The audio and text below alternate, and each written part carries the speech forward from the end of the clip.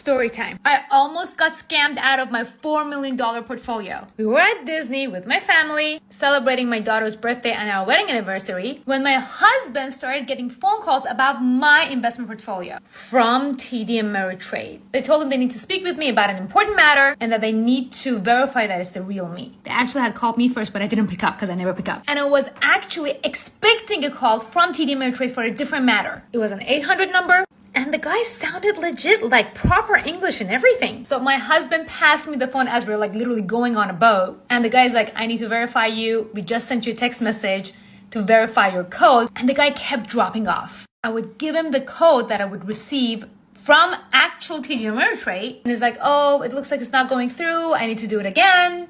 And then the phone would disconnect again. And I was getting frustrated. And after about 5 times, they're like, what is this even about? Is this about the matter that I called TD Ameritrade about? The guy's like, no. This is about a very important survey. I'm like, I don't have time for this. But at that point, I had given them my TD Ameritrade code about 5 times. So I hung up, and about 2 hours later, thankfully, I checked my email. I never check my email.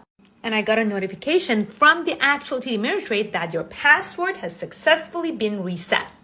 And I'm like, I didn't reset my password. At this point, we're in Magic Kingdom. I ran back to our hotel. Thankfully, I had my computer on me, tried logging in, and sure enough, my password was changed. And there was an order of an options trade, which was thankfully rejected. These scammers are getting sophisticated. Now, obviously, I've put extra precautions on my account. So if you are the scammer who were targeting me, better watch out.